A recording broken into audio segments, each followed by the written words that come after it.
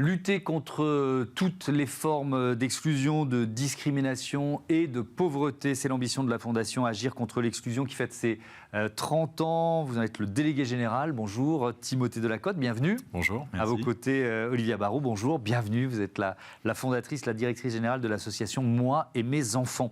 On va parler du 13e concours de la FAS S'engager pour les quartiers. Candidatures, je crois, qui sont encore ouvertes là, jusqu'à la mi-mars.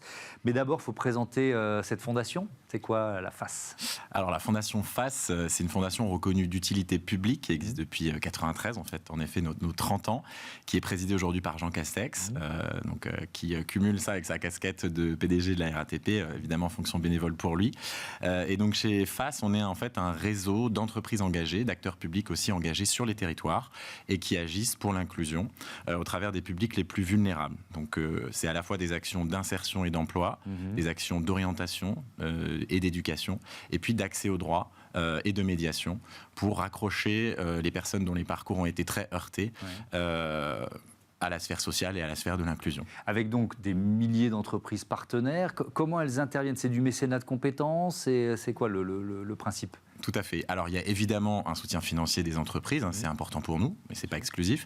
Et il y a surtout, et c'est le plus important, la force humaine de l'engagement des entreprises. Et ça, en effet, c'est le mécénat de compétences. On a 6000 entreprises engagées à nos côtés dans nos 60 territoires d'intervention qui permettent de mobiliser près de 8000 salariés chaque année à nos côtés sur toutes nos actions, avec évidemment un accompagnement par nos propres salariés qui ont cette expertise sociale aussi, qui permet aussi une belle complémentarité pour nos publics. Et donc, il y a ce concours S'engager pour les quartiers que vous nous présenterez. Vous en avez été lauréate, vous nous direz ce que ça a changé pour vous, mais d'abord, il faut présenter votre association Moi et mes enfants. À qui vous vous adressez ?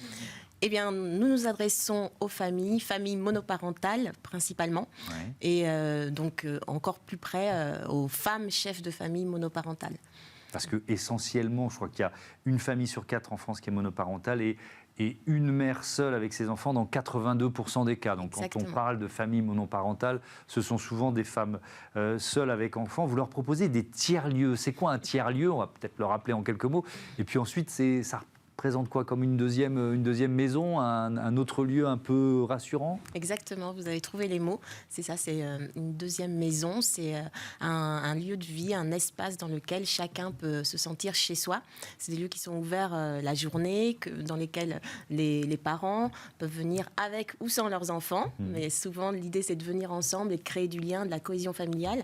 Et dans ces espaces, vous pouvez venir pour à la fois passer des moments de qualité, des moments de répit, des moments de convivialité, mais également vous pouvez venir pour suivre des formations, participer à des ateliers, à des moments de bien-être, de détente, de relaxation, des moments d'empowerment également importants.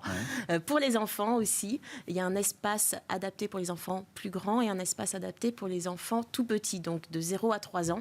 Donc vraiment, c'est idéal pour la famille. On parle de tiers-lieu.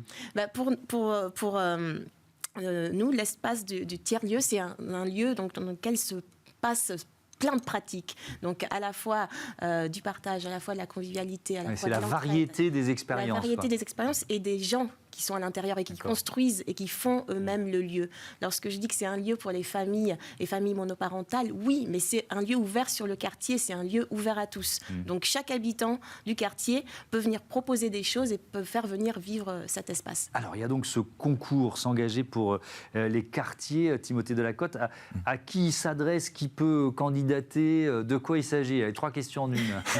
Alors en 2 mots, peut-être le concours S'engager pour les quartiers qui vit sa 13e édition cette année, qui s'adresse aux associations en quartier prioritaire de la politique de la ville et en zone de revitalisation rurale. Donc il y a vraiment un objectif pour nous de cibler les acteurs qui sont engagés dans des territoires dont on parle souvent en négatif, dont l'image notamment médiatique est quand même souvent dépréciative, et pourtant dans lesquels il y a une très grande vitalité associative, de solidarité, dans lesquels le tissu de solidarité est souvent très dense et très enthousiasmant, ce qu'on voit quand même assez rarement.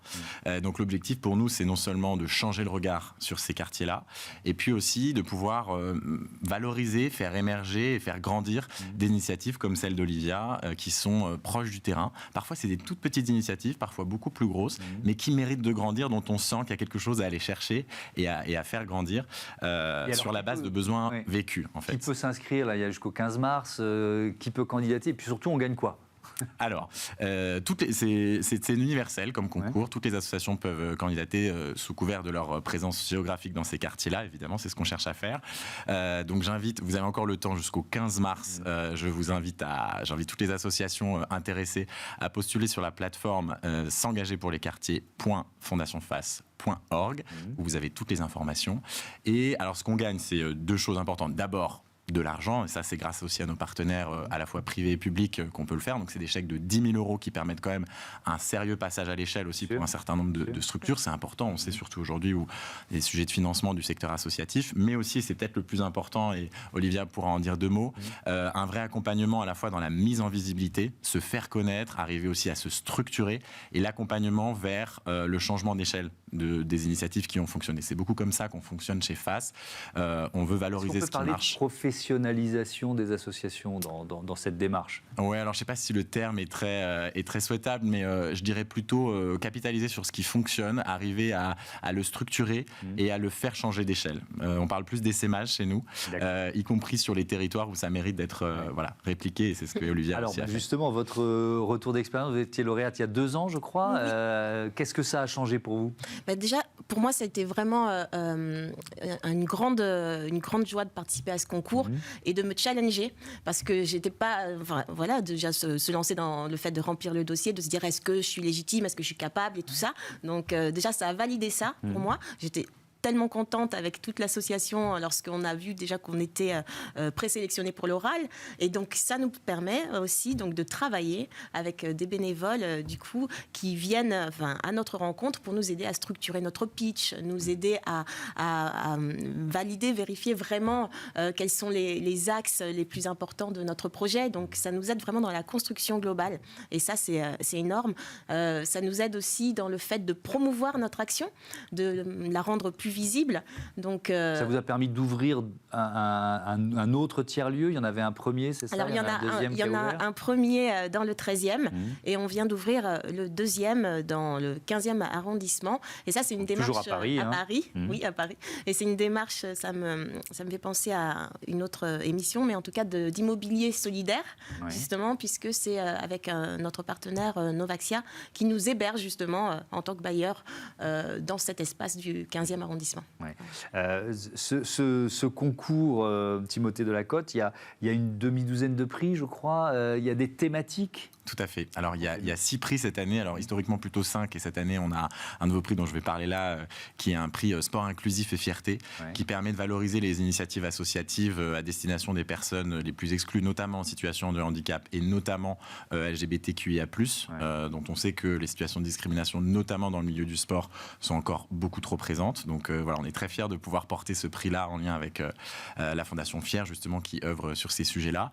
On a un prix dédié à l'enfance sur l'accompagnement des enfants à la lutte contre les fake news et les médias, qui est porté avec nos partenaires aussi, un prix sur le bien vieillir, un prix sur la lutte contre l'illettrisme et l'électronisme, un prix sur l'insertion professionnelle et un prix sur la transformation écologique et solidaire. Il y a à chaque fois un partenaire, une entreprise qui permet de donner les 10 000 € en question aux lauréats, ce coup de pouce là pour passer à l'échelle. Il nous reste 2 minutes. Je voudrais vous entendre quand même, Timothée Delacote, sur le fait que vous deveniez un acteur de référence sur la transition écologique solidaire. Quel sera votre rôle ? Racontez-moi.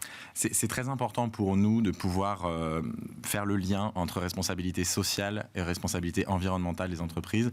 On a la conviction chez FACE que ces deux sujets ont été trop longtemps séparés, et au contraire, on a la conviction qu'en fait, ces actions-là s'adressent au même public. C'est les mêmes publics qui sont en situation de vulnérabilité sociale et de vulnérabilité environnementale qui font face de la façon la plus difficile aux effets du réchauffement climatique. Et donc, nous, on souhaite, et on a commencé à se positionner comme acteurs centraux de ces sujets-là, non seulement parce que c'est des publics que nous connaissons, qui viennent assez facilement vers nous, mais aussi parce que, par l'engagement des entreprises, on a cette capacité à avoir des actions qui relèvent de la RSE des entreprises, qui fassent le lien entre le social et l'environnemental. Je prends 2 exemples sur lesquels nous, on va travailler plus particulièrement.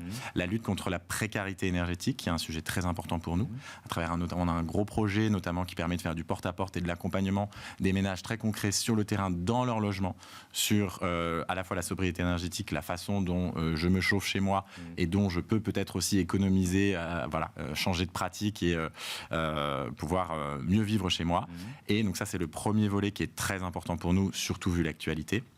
Et on a un deuxième volet beaucoup plus projectif, je dirais, qui est la façon dont on peut faire de la transition écologique une chance pour toutes et tous dans les questions d'insertion et d'emploi, pour se dire qu'il n'y a pas forcément besoin d'être ingénieur pour construire ou démanteler des centrales nucléaires, pour être acteur de la transition écologique, et qu'elle peut s'adresser à tous, et même au-delà de ça, qu'elle peut être vectrice aussi d'opportunités. Et tous les métiers sont concernés, y compris quand on n'a pas forcément les bonnes qualifications. Et c'est ça qu'on est en train de travailler. Un dernier mot, Olivia Barraud, parce que vous l'avez dit, mais je voudrais bien savoir que le mécénat de compétences dont on parlait, il y a quoi, un homme ou une femme d'une entreprise qui est venu, qui vous a aidé, qui vous a accompagné. C'était une sorte de mentorat. Comment vous l'avez vécu? Exactement, un mentorat. Je crois qu'on a eu 1 ou 2 séances, et même par téléphone, et même le jour même de l'oral, la personne en question était là pour continuer à booster, à coacher, à encourager. Et donc oui, c'est vraiment des personnes qui mettent leurs compétences, leurs talents à notre service pour faire avancer les choses ensemble, et qui font ça avec beaucoup de générosité, de bienveillance. Donc merci. Merci à vous, merci à tous les deux, et à bientôt sur Bismart. On rappelle l'adresse pour s'inscrire au concours. S'engager pour les quartiers.fondationface.org, et ben voilà, jusqu'au 15 mars. Allez, c'est l'heure de notre rubrique Start-up tout de suite.